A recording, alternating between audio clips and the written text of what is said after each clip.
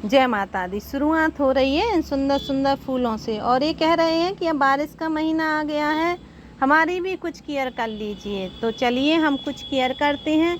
कुछ care tips आपको plant के लिए बताते हैं जो कि हर गार्डनर को ज़रूरी होता है करना।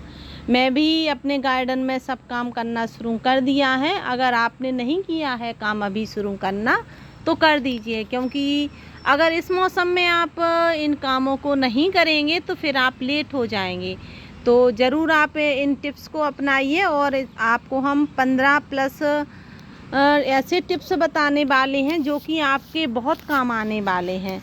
चलिए स्टार्ट करते हैं। अगर आपको वीडियो अच्छी लगे तो वीडियो को लाइक शेयर एंड सब्सक्राइब भी ज़रूर कीजिए।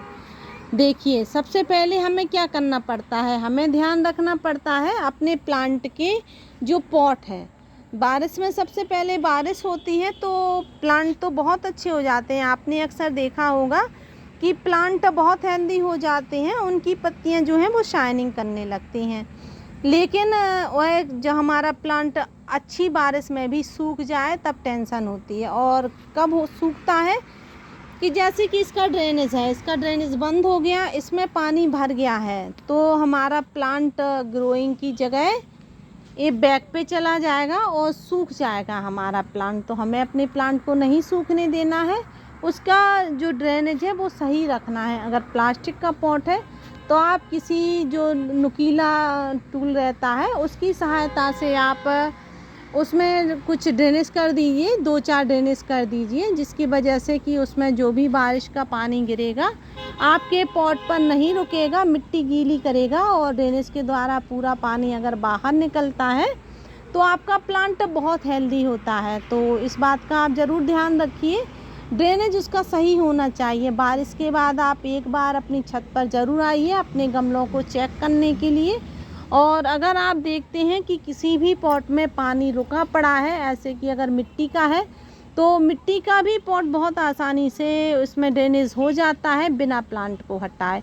और वो कैसे होता है, आप किसी भी ऐसे जो प्लास वगैरह रहता है या कील रहती है, नुकीली कील, उसको आप उससे आप थोड़ा सा साइड से, नीचे से तो आप ड्रेनेज उसका नहीं कर पाएंगे सही, क्योंकि उसमें मिट्टी फंसी रहती है। तो आप उसके साइड से होल कर सकते हैं, नीचे 2-3 होल कर दीजिए। और आप जैसे ही देखेंगे कि उसमें पानी भरा पड़ा है और आपने कील से उसका जो ड्रेनेज है वो सही किया है, और जैसे ही ड्रेनेज होगा पानी एकदम से बाहर निकलेगा।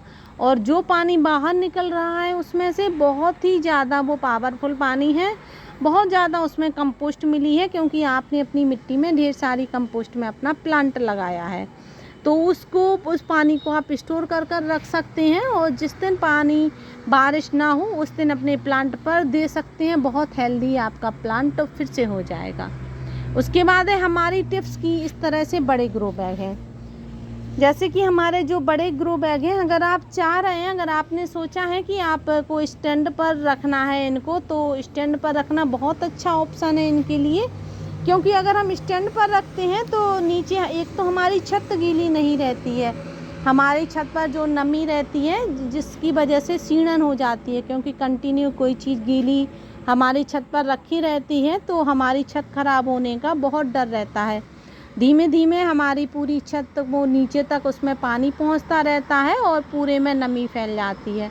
तो हमें अपने प्लांट की रक्षा तो करनी ही है, लेकिन साथ में उसके जो प्लांट हैं और जो हमारी छत है उसकी भी रक्षा करनी है। तो आप कोशिश करें कि इस तरह से आप कोई भी पाइप है आपके पास या स्टैंड है या फिर इस तरह से कोई भी लकड़ी का पटिया वगैरह है तो उसके नीचे थोड़ी गुम्मे वगैरह रखकर और उसके ऊपर आप रख सकते हैं उसको। और जिससे क्या होगा कि थोड़ी ऊंचाई मिलेगी तो आपके प्लांट को भी एयर मिलेगी और आपकी छत भी ख़राब नहीं होगी। उसके बाद आप अपने गार्डन में कुछ ऐसे पॉट ज़रूर खाली कर रखिए। बहुत सारे आपके पॉट खाली हो गए होंगे गर्मियों में, क्योंकि बहुत लोग गर्मियों में प्लांट नहीं लगाते हैं और मेरे गार्डन में भी काफ़ी पॉट इस तरह से खाली हुए हैं। तो इस तरह से मैं जगह जगह रखे रहती हूँ, एक जगह इधर रखा है, इधर रखा है, कि जो भी हमारी कंपोस्ट निकलती है, पत्ते निकलते हैं, तो हम इसमें भरते रहते हैं। उससे क्या होता है कि ये भरता रहता है, मिट्टी भी बीच बीच में थोड़ी सी हम डालते रहते हैं, कंपोस्ट में चेंज होती रहती है, और उसके ऊपर आप थोड़ी सी सीड डाल दीजिए तो प्लांट ग्रो हो जाएंगे। तो आप इस तरह से इन पॉट्स का यूज भी कर सकते हैं। फ्री में आपको ढेर सारी कंपोस्ट और मिट्टी मिल जाएगी। साथ में अगर आपके पास कोई भी आपका ऐसा प्लांट है जिसकी आपको कटिंग लगानी है, जैसे कि मेरा ये अंजीर का प्लांट है और इसकी अगर मुझे कटिंग लगानी होगी तो मैं इस तरह की ब्रांच इसकी चूज़ करूँगी। आप पेंसिल की रहती है, जितनी साइज़ पेंसिल की रहती है मोटाई, उतनी साइज़ की अगर आप कलम लगाते हैं तो फ्रूट वाले प्लांट की तो बहुत जल्दी सक्सेस होता है। तो आप मौसम कटिंग लगाने का बहुत अच्छा है, लेकिन हाँ, एक कटिंग मत लगाइए और 2 कटिंग भी मत लगाइए, आप लगाइए 4-5 कटिंग। अगर आपको 2 प्लांट चाहिए हैं तो कम से कम आप 10 कटिंग लगाइए। 10 कटिंग में आपके 3-4 प्लांट अच्छे से हो जाएंगे, मिल जाएंगे आपको। और उसमें से अगर कुछ वीक प्लांट जो होंगे उनको आप हटा दीजिए, और जो हेल्दी प्लांट होंगे उनको आप रख सकते हैं। तो आप कटिंग की मात्रा हमेशा ज़्यादा रखिए, तो आपको ढेर सारे प्लांट फ्री में मिल जाएंगे और आपको पैसा खर्च करने की ज़रूरत बिल्कुल नहीं रहेगी। हाँ, अगर आपके पास बैगन का प्लांट है तो आप बैगन के भी प्लांट की कटिंग लगा सकते हैं। ईज़िली लग जाती है बैगन के प्लांट की कटिंग और टमाटर के प्लांट की कटिंग। तो आपके पास अगर सीड नहीं है तो आप इनकी ब्रांचों को, इस तरह की जो ब्रांचें रहती हैं उनके आप पत्ते हटा दीजिए, और इनकी जो ब्रांचें हैं इनकी कटिंग आप लगाते हैं। थोड़ा सा एलोवेरा जेल लगा लीजिए उसकी कटिंग में, और फिर अगर लगाते हैं तो 100% लग जाती है और बहुत अच्छे से ग्रो होता है, बहुत अच्छे इसमें फ्रूट आते हैं। तो आप बैगन की भी कटिंग आप इस मौसम में लगा सकते हैं, फ्रूट प्लांट की लगा सकते हैं। और कुछ फ्लावर्स वाले प्लांट ऐसे होते हैं जिनकी आप कटिंग भी आसानी से लगा सकते हैं। उसके बाद कुछ फ्रूट प्लांट ऐसे होते हैं जिनकी कटिंग आसानी से लग जाती है, तो हम क्यों पैसा खर्च करें। तो आप, जैसे कि हमारी ये चेरी है, तो हमें अब इस मौसम में अब चेरी के प्लांट और ज़्यादा ग्रो करने हैं, लेकिन देखिए कि इसमें फिर से फ्लावरिंग स्टार्ट हो गई है। तो जिन ब्रांचों में फ्लावरिंग हो रही है उनकी आप कटिंग मत लगाइए, क्योंकि इन्हें फ्रूट बन जाने दीजिए। और इस तरह से जो आपके जो पत्ते सूखे हुए हैं इसके, तो इन ब्रांचों को आप हटा सकते हैं, इस तरह से आप हटा दीजिए। और जिसकी वजह से क्या होगा कि आपका प्लांट हेल्दी हो जाएगा और फ्रूटिंग की तरफ ज़्यादा ध्यान देगा।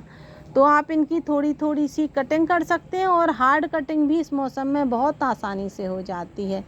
तो अब मैं देखूंगी कि मेरी जिस ब्रांच पर भी फ्लावर्स नहीं आए होंगे उन ब्रांचों की मैं हार्ड कटिंग करने वाली हूँ, और ढेर सारे प्लांट अपने गार्डन में करने वाली हूँ, जिससे क्या होगा कि मुझे ढेर सारे चेरी के प्लांट मिल जाएंगे। पिछली बार मैंने इसकी 2 कटिंग लगाई थी, और ये मेरा मदर प्लांट है, और ये वाली मैंने एक कटिंग लगाई थी इस प्लांट की, इसमें भी रुक रुक कर फ्रूट मिले हैं मुझे, और एक बहुत छोटा सा है।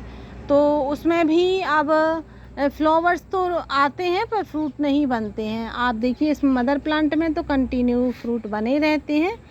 तो आप उन ब्रांचों की कटिंग ज़रूर कर दीजिए, जिस वजह से कि आपको ढेर सारे अगले सीजन में फ्रूट खाने के लिए मिले। तो आप इस समय हार्ड कटिंग कर सकते हैं। हार्ड कटिंग का मतलब होता है पिंचिंग नहीं। पिंचिंग होती है कि आप क्या करते हैं, पिंचिंग का मतलब होता है कि इस तरह से थोड़ी सी टिप काट दी और पिंचिंग हो गई। लेकिन हार्ड कटिंग क्या होती है, हार्ड कटिंग होती है इतनी मोटी मोटी ब्रांचों की कटिंग करना। जैसे ही हम मोटी ब्रांचों की कटिंग करते हैं तो उसमें ढेर सारा फुटाव आता है, और ढेर सारी जो हमारी ब्रांचें निकल कर आती है और उनमें बहुत हेल्दी फ्रूट बनते हैं। तो आप इस मौसम में हार्ड कटिंग बिल्कुल आसानी से कर लीजिए, बिल्कुल टेंशन की बात नहीं है, आपका प्लांट नहीं सूखेगा अगर आपके यहाँ बारिश स्टार्ट हो गई है तो। उसके बाद है आप जो फ्लावर्स के सीड हैं, अगर आपके पास कुछ फ्लावर्स के सीड रखे हैं उनको आपको लगाना है तो अभी आप लगा लीजिए, बहुत अच्छा मौसम है। इस मौसम में फ्लावर्स के सीड बहुत अच्छे से लगते हैं, बहुत जल्दी जर्मिनेट हो जाते हैं, और बहुत अच्छे से इनके जो प्लांट हैं बहुत हेल्दी प्लांट उगकर आते हैं, और ढेर सारे प्लांट हो जाएंगे तो आप उन्हें अलग अलग पॉट में भी लगा सकते हैं। उसके बाद है हमारा वेजिटेबल वाला। तो आप वेजिटेबल में भी आप ढेर सारे वेजिटेबल ग्रो कर सकते हैं इस मौसम में। मेरी दूसरी वीडियो है जिसमें मैंने बताया हुआ है कि हम बारिश के महीने में कौन कौन सी वेजिटेबल अपने छत पर और गमलों में ग्रो कर सकते हैं। तो आप उस वीडियो में जाकर डिटेल से देख सकते हैं। मैंने साइज के साथ बताया है कि कौन सी वेजिटेबल के लिए कौन सा ग्रो बैग चाहिए पड़ता है। तो आप इस तरह से उन वेजिटेबल को उगा सकते हैं। और अगर आप किसी का फ्रूट बनाना चाहते हैं, जैसे कि आप देखिए कि हमारा ये सफ़ेद बैगन है, वाइट कलर का बैगन है देखिए, और यह मेरे गार्डन में पहली बार आया है। तो अब मुझे इसके सीड चाहिए हैं, क्योंकि जब मैंने इसके सीड मंगाए थे तो बहुत महंगे मिले थे। तो अब मैं क्या करूँगी कि इसका जो पहला वाला फ्रूट है इसको छोड़ दूँगी। पहले वाले फ्रूट के सीड बहुत अच्छे होते हैं, तो मैं पहला वाला इसका फ्रूट छोड़ दूँगी, जिसके मुझे ढेर सारे सीड मिलेंगे। और बाकी के जो भी सीड हैं, जो भी फ्रूट हैं इनके मैं हार्वेस्ट करती रहूँगी और मुझे ढेर सारे फ्रूट तो मिलेंगे। और एक सीड को मैं छोड़ने वाली हूँ। तो आप इस तरह से नए सीड भी अपने गार्डन में इकट्ठे कर सकते हैं। अगर आपके गार्डन में कोई ऐसा प्लांट है जो सूख गया था, क्योंकि सूखे प्लांट की जो पत्तियां रहती हैं इनमें बीमारियां ज़्यादा आती हैं, तो आप इनकी पत्तियों को हटा दीजिए। और हमारा गुलदाउदी का है तो तेज़ गर्मी की वजह से ये पूरा सूख गया था, लेकिन हम इसको हटा नहीं सकते हैं पूरा, केवल इनकी पत्तियों को ही हम हटाएंगे। उससे क्या होगा कि इसमें फंगस नहीं आएगी, क्योंकि जो भी बीमारी होती है प्लांट पर वो इन पत्तियों से ही आती है। जो सूखी पत्तियां होती हैं यही हमारे प्लांट की बीमारी का कारण होती हैं। तो आप इनकी पत्तियों को हटा दीजिए, जिससे कि इनमें नई ग्रोथ शुरू हो जाएगी और इसमें नए नए फुटाव शुरू हो जाएंगे, क्योंकि जहाँ से इनका नोड एरिया होगा उधर से इनमें नई नई ब्रांचें आना शुरू हो जाएंगी। वैसे भी गुलदाउदी जो रहता है वो रूट से भी काफ़ी अपने प्लांट निकालता रहता है। जैसे कि आप देखिए कि हमारा जो प्लांट है, देखिए इसमें इधर से शुरू हो गए हैं नए नए प्लांट आना। तो ये नए प्लांट आ रहे हैं और इनमें कोई फंगस ना आए, इसके लिए हमें इनकी पत्तियों को इस तरह से हटाना है। उसके बाद है हमारा कोई ऐसा प्लांट जिसको हमने अभी लगाया है, नर्सरी से हम लाए हैं। तो नर्सरी से लाने के बाद तुरंत शिफ्ट नहीं करना चाहिए। एक दिन आप उस प्लांट को थोड़ा माहौल बना लेने दीजिए और प्लांट के साथ मिलने जुलने दीजिए, नए फ्रेंड बना लेने दीजिए। और उसके बाद अगर आप रिपोर्ट करते हैं उसको तो बहुत अच्छे से वो रिपोर्ट होता है और बहुत अच्छे से फलता फूलता है। तो आप उसको थोड़ा एक दिन का रेस्ट दीजिए। मैंने जो अनार का हमारा प्लांट था, मैं इसको लेके आई थी, तो मैंने इसको शिफ्ट कर लिया है। 3-4 दिन रखे रही मैं अपने गार्डन में, उसके बाद ही शिफ्ट किया है। और ये शिफ्ट बहुत अच्छे से हो गया था और करीब 10 दिन हो गए हैं इसको शिफ्ट किए हुए। अब जब हम देखेंगे कि इसमें नई ग्रोथ शुरू हो गई है, देखिए इसमें नई पत्तियां आना शुरू हो गई हैं, तो थोड़ी 2-4 दिन का हम और वेट करेंगे। उसके बाद हम इसकी हार्ड कटिंग कर देंगे। हार्ड कटिंग का मतलब है हम इसको आधा करने वाले हैं। आधा करेंगे तो जैसे ही हम इसकी हाइट कम करेंगे तो ये काफ़ी वुसी हो जाएगा और ढेर सारे फ्रूट हमें मिलने लगेंगे, क्योंकि जो इसकी जो लंबी ब्रांचें रहती हैं उससे हमारा प्लांट लंबा लंबा सा जाता है और टूटने का डर रहता है, उसमें फ्रूटिंग भी कम होती है। तो अगर आपको ज़्यादा फ्रूटिंग चाहिए तो आप इसकी हार्ड कटिंग कर दीजिए, नीचे की कुछ पत्तियां रहने दीजिए और जो लंबी लंबी ब्रांचें हैं उनकी आप कटिंग आसानी से कर सकते हैं और फिर इसमें आपको ढेर सारे फ्रूट भी बहुत जल्द मिलने वाले हैं। तो आप इस तरह से आपने जो भी अपने नए प्लांट लगाए हैं उनकी आप 1 महीने बाद कटिंग कर सकते हैं। जैसे कि आज आपने लगाया है तो 1 महीने बाद आप इसकी कटिंग ग्रो कर सकते हैं। उसके पहले आपको इसकी कटिंग नहीं करना है, क्योंकि रिपोर्टिंग और कटिंग एक साथ नहीं की जाती है। अगर हम इस तरह से दोनों काम करते हैं तो हमारा प्लांट सूख जाता है। उसके बाद है बारिश में हमारे प्लांट पर काफ़ी बीमारियां आती हैं। बीमारियों का मतलब है कीट का अटैक होता है, कीड़े लगते हैं काफ़ी सारे और हमारी पत्तियों को खाते हैं, हमारा प्लांट ख़राब कर देते हैं। तो हमें क्या करना है कि इसमें नीम ऑयल का स्प्रे करना है। और नीम ऑयल का स्प्रे अगर आप मार्केट से नीम ऑयल मंगाते हैं तो आप उतनी मात्रा में, जैसे कि आप 1 लीटर में 5 बूंद और थोड़ा सा लिक्विड सोप, जैसे कि हैंड वॉश बोलते हैं, हैंड वॉश थोड़ा सा आप 2-3 बूंद हैंड वॉश मिला सकते हैं, और आप लिक्विड सोप जो रहता है वो मिला दीजिए, और 5 बूंद आप उसमें मिला दीजिए नीम ऑयल की 1 लीटर पानी में, अच्छे से मिलाकर अपने प्लांट की पत्तियों पर हर 4-5 दिन में देते रहिए। अगर बारिश हो रही है, अगर आपने उसमें नीम ऑयल का स्प्रे किया है अपने प्लांट पर, उसके बाद बारिश हो गई है, तो दूसरे दिन आप उसको फिर से अपनी पत्तियों पर दे सकते हैं, क्योंकि वो धुल गया है तो आपके प्लांट की पत्तियों ने उसको नहीं लिया है। तो इस तरह से अगर आप कंटिन्यू अपने प्लांट पर नीम ऑयल का स्प्रे करते रहे तो बारिश में आपके प्लांट पर कोई भी कीट का अटैक नहीं होगा। उसके बाद है हमारे कुछ इंडोर प्लांट, जो कि हम इंडोर भी रखते हैं और आउटडोर भी रखते हैं। तो इंडोर भी काफ़ी सुंदर लगते हैं, लेकिन अगर उन्हें बारिश का पानी मिल जाता है तो उनकी पत्तियों में अलग शाइनिंग देखने के लिए हमें मिल जाती है। तो आप कोशिश करें कि उन्हें आप बाहर रख दें कुछ दिन के लिए, बारिश के पानी में उन्हें नहाने दीजिए, एंजॉय करने दीजिए उन्हें पानी का, और जैसे ही उनकी ग्रोथ अच्छी होने लगेगी तो आप उन्हें अंदर रख सकते हैं।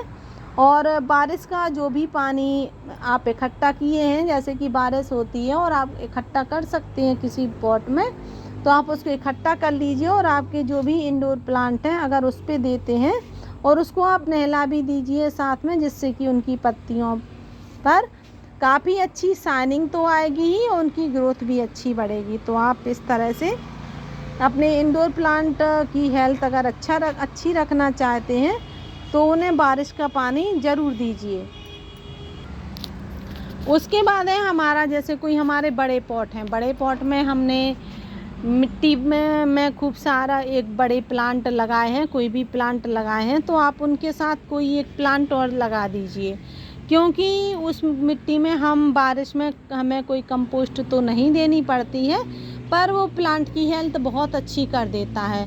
आप देखिए कि मैंने कद्दू के सीड डाल दिए थे, और देखिए कद्दू का इतना बड़ा पौधा हो चुका है 8 दिन में ही, मतलब जब जर्मिनेट हुआ था 15 दिन हो गए सीड डाले हुए, तो वो 4-5 दिन में ही जर्मिनेट हो चुका था। उसके बाद 8 दिन में ही उसने बारिश के पानी से इतनी अच्छी हाइट ले ली है, बहुत अच्छे से लग जाता है। तो आप जो बड़े बड़े ग्रो बैग हैं उनमें आप मल्टी क्रॉप ज़रूर कीजिए। मल्टी क्रॉप का मतलब है एक फसल के साथ दूसरी फसल। उससे बेनिफिट क्या होता है, एक तो हमारी मिट्टी अच्छी हो जाती है, दूसरी हमारे प्लांट पर अगर किसी कारण से कोई भी उसमें अगर मिट्टी में पानी में ज़्यादा गीलापन है तो हमारा दूसरा प्लांट उसको सोख लेता है। तो आप इस तरह से मल्टी क्रॉप करते हैं तो रिज़ल्ट आपको इसका बहुत अच्छा आता है। उसके बाद है हमारी ये बेल वाली वेजिटेबल। बारिश में जो बेल वाली वेजिटेबल होती हैं बहुत फास्ट ग्रो होती हैं। देखिए आज अगर आप 2 दिन भी अपनी छत पर नहीं आए और फिर आप जब आते हैं तो आपको छत पर अलग ही नज़ारा मिलता है। मैं अगर 2 दिन भी अपनी, पैसे तो ऐसा कभी नहीं होता है कि मैं 2 दिन छत पर ना आऊँ, मुझे तो अच्छा ही नहीं लगेगा, लेकिन अगर किसी कारण से कहीं गई हूँ बाहर और नहीं आ पाई हूँ और जब छत पर आती हूँ तो अपने प्लांट की ग्रोथ अलग ही मिलती है देखने के लिए। ऐसा लगता है कि जैसे कि बहुत समय बाद अपने प्लांट से मिल रहे हैं, उनकी ग्रोथ अलग दिखने लगती है।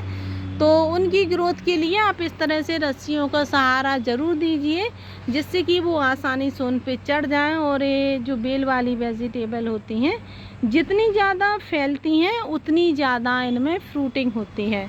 तो आप कोशिश करें कि आप इनको बेलों से चढ़ाएं, जिससे कि आपको ढेर सारी फ्रूटिंग मिले। आशा है कि आपको ढेर सारी नॉलेज मिली होगी। अगर आपको वीडियो अच्छी लगी है तो वीडियो को सब्सक्राइब ज़रूर करें।